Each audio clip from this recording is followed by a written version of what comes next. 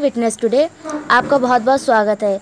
राजधानी लखनऊ के थाना ठाकुरगंज के अंतर्गत एक 11 वर्षीय अयान नामक बालक की हत्या कर दी गई। अयान का शव मेहताब बाग में मिला। पुलिस ने शव को पोस्टमार्टम के लिए भेजा और खंगाल रही है हत्या की वजह। मालूम हो कि मुफ्तीगंज निवासी नजमा का इकलौता बेटा मोहम्मद अयान मिर्ज़ा, जो 15 मई को लापता हो गया था। श्रीमती नजमा ने गुमशुदगी की रिपोर्ट दर्ज कराई थी। आज उसका शव मेहताब बाग में पाया गया। बताया जा रहा है कि कोचिंग जाते वक्त बच्चे को बहलाकर अगवा किया गया था, जिसको खाली खंडानुमा जगह ले जाकर सिर पटककर हत्या कर दी गई।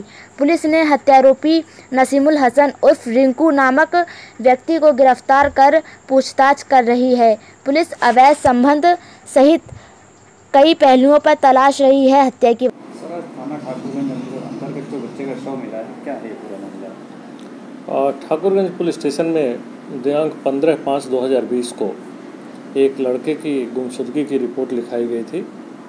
लड़के का नाम अयान, उम्र 11 साल की थी। उसकी मां ने, नजमा जी ने, एक कंप्लेन दी थी। जैसे ही कंप्लेन दी, तुरंत ही लड़के का फ़ोटोग्राफ ले करके जगह जगह पर जाया गया। लोगों से भी पूछताछ की गई थी। पुलिस की टीम तुरंत लगा दी गई थी और आसपास के सीसीटीवी कैमरे को भी खंगाला गया था। और चूँकि शुरुआत में ये रिपोर्ट थी कि लड़के के पास में मोबाइल फ़ोन है, तो उसके आधार पर भी तकनीकी रूप से भी हमने कोशिश की जान लेने की। और उसी दिन क्राइम नंबर 255/20 धारा 363 जो किडनैपिंग की धारा होती है, वो लगाई गई थी। ये सारी पूछताछ और छानबीन चल रही थी। इसी के क्रम में आज एक लड़का जो इनके परिवार का पूर्व परिचित है, जिसका नाम है समीउल हसन उर्फ रिंकू, एक सीसीटीवी फुटेज में उसी के जैसा एक व्यक्ति दिखाई दिया। पहले तो उसने इनकार किया अपनी उपस्थिति से, लेकिन बाद में हमने जब ठीक से उससे पूछा और लोगों को भी दिखाया कि नहीं, ये तो उसी तरह के कपड़े पहना हुआ है, उसी तरह से चल रहे हैं, जो बिल्कुल जो दिखने का तरीका था वैसे ही था। इस पर हमने जब बड़ी सघन पूछताछ की, कड़ाई के साथ पूछताछ की, तो उन्होंने बताया कि हाँ, ये मैं ही हूँ। और उन्होंने फिर इस बात को स्वीकार किया कि उस दिन वो ले करके गए थे लड़के को, और वहाँ पर किनारे ले जा कर के लड़के को इन्होंने पहले लड़के का सिर दीवार से मारा।